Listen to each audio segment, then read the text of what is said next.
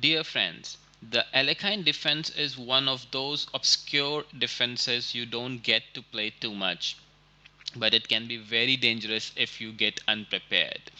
That's the reason why you must know how to play against it. But you also need some rare variations so you surprise your opponent more than he did.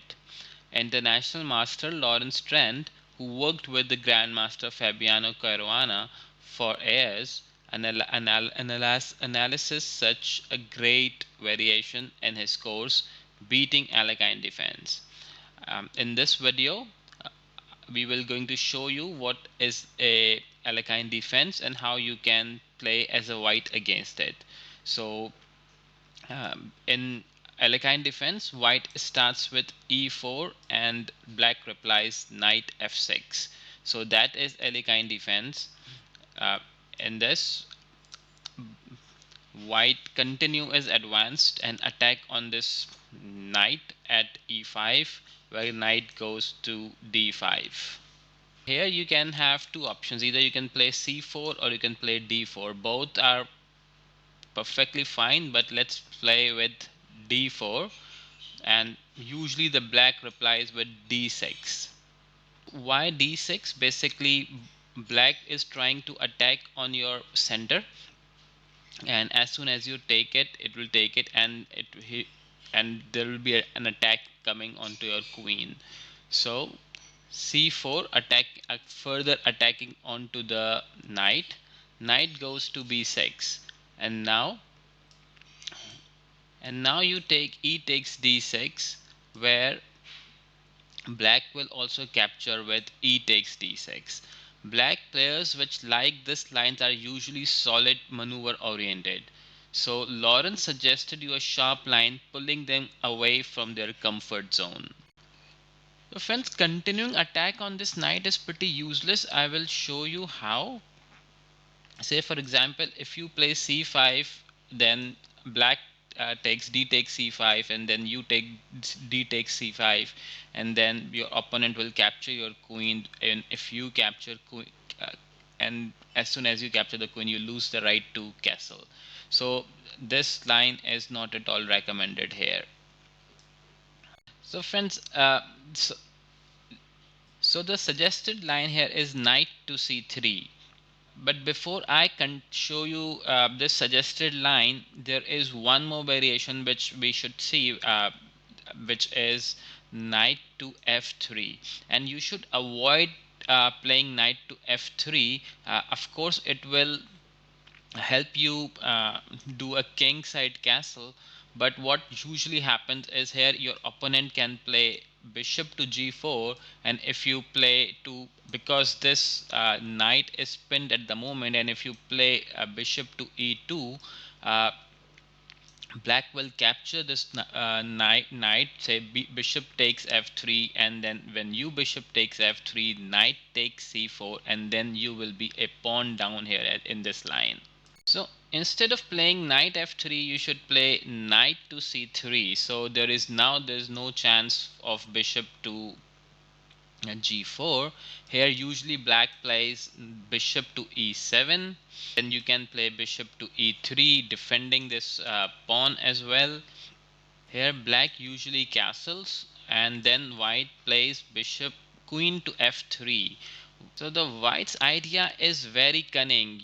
What white is trying to do, castle queen side, and then starting in advance from g2 to g4, and then h2 to h4. Black uses its rook from d1 and try to push the center from C2 C4 to C5, and basically creating chaos in the central files. So this is not a line for the calm players. So friends, black only have a only move black has is g5. Do you really think any of your opponent will play that?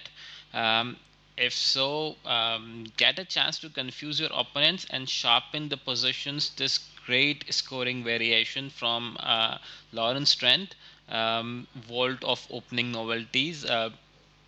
So let's go back and have a look what happens if From this position, from this position, instead of capturing e takes d6, you play knight to f3. So that's a very strong move. Basically, it's basically controlling the center as well.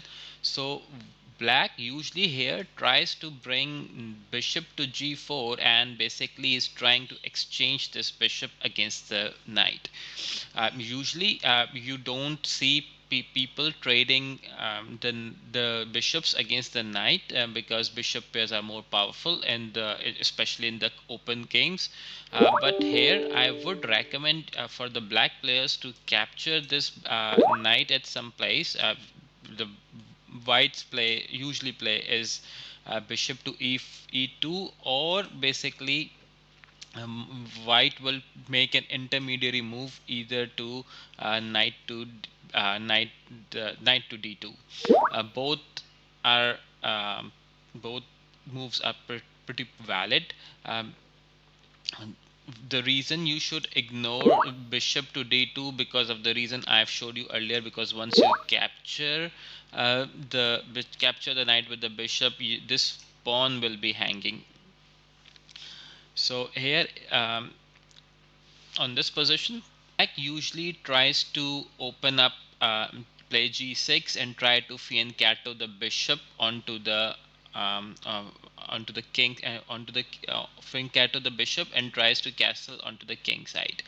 This is because here, whenever you have a pawn on d6 and a pawn on d7, you need two moves to to take this bishop out. So it's always better to play g6 and fianchetto the bishop and tries to castle onto the king side.